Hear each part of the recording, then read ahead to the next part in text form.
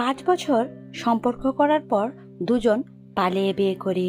সবাই বলে যাকে ভালোবাসো তাকেই বিয়ে করা উচিত। আসলেই কি কথাটা ঠিক? সবার ক্ষেত্রে অবশ্যই না। আমার ক্ষেত্রে পুরোটাই উল্টো। আমি বিথি সুজন নামে এক ছেলেকে ভালোবাসতাম, এখনো বাসি। কিন্তু সে বাসে কিনা জানি না। আমি তখন ক্লাস 10-এ পড়ি, সুজন পড়ে ইন্টার সেকেন্ড ইয়ারে। স্কুলে যাবার পথে প্রতিদিন সুজনকে দেখতাম, সেও দেখতো। এভাবে দেখতে দেখতেই 1 বছর চলে যায়। পরের বছর যখন এসএসসি দিলাম, ভাবলো কলেজ চলে যাব, তাই বলেই দিছে। কলেজ ভর্তি হই বাসা থেকে অনেক দূরের পথে।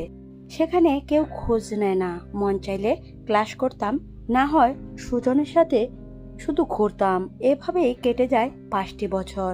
পরে চিন্তা করি বিয়ে করব, কিন্তু পরিবারের কেউ মানবে না। ছেলে কোনো চাকরি করে না, বিয়ে করলে কি হবে? অবশেষে বিয়ে করি পালিয়ে।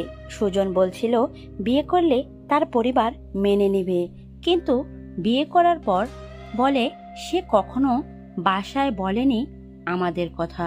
আমি কিছু টাকা আনছিলাম, তা দিয়েই একটা বাসা ভাড়া নেই। কিছুদিন এভাবেই আমাদের দিন কাটে। সুজনকে বলি এবার একটা কাজ করো, সংসার তো চালাতে হবে।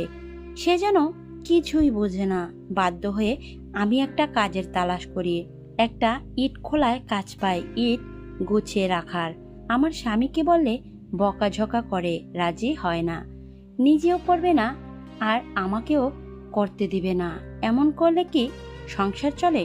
কয়দিন পর আমি কাজে জয়েন হই। কিছুদিন কাজ করার পর স্বামীর জন্য একটা কাজ জোগাড় করি। ওখানেই অনেক না করার পরও গিয়ে কাজে জয়েন হয়। বেশ কিছুদিন দুজন কাজ করি। হঠাৎ সে আমাকে সন্দেহ করে মালিকের সাথে, অথচ আমি মালিকের সাথে কথাই বলি না। এই বিষয় নিয়ে বাসায় গেলে প্রায় ঝগড়া করে, এটা সেটা আরো কত কি। বিশ্বাস করে বিয়ে করে এই পরিণাম। কয়েকদিন পর আমাকে আর কাজ করতে দেয় না, বলে আমি একাই সংসার চালাবো। ভালো কথা, আমিও বাসায় থাকি, সে কাজ করে। কিন্তু যখন বেতনের সময় হয়, বেতন দেয় 3 ভাগের 1 ভাগ। কয়েক মাস এভাবে কষ্ট করে থাকার পর খোঁজ খবর নেই। টাকা কি করে জানতে পারি ওখানে এক মেয়ের সাথে সম্পর্কে জড়িয়েছে। ফাঁক পেলেই তার বাসায় চলে যায়, বাজার করে দেয়, আরো কত কি। আমি প্রথম বিশ্বাস করিনি আমাদের এতদিনের সম্পর্ক। না, এটা হতেই পারে না। আমি একদিন খুঁজতে খুঁজতে মেয়েটার বাসায় যাই, যে দুজনকে হাতে নাতে ধরি। এই মেয়েটা জানতো না ওর বিয়ে হয়েছে, আর ওই মেয়েটা যেন না জানে, তাই আমাকে মিথ্যা অপবাদ দিয়ে কাজ থেকে পাঠাইছে। এরপর ওর সাথে আর সংসার করি না। মিটে গেছে ভালোবাসার স্বাদ। পরিবার ফেলে এই মানুষটার হাত ধরেছি, ভাবতেই ঘৃণা লাগে। তাই পরিবারকে ছেড়ে কখনো সুখী হওয়া যায় না। সুখী হতে হলে বড়দের আশীর্বাদটাই বেশি প্রয়োজন। ধন্যবাদ বন্ধুরা।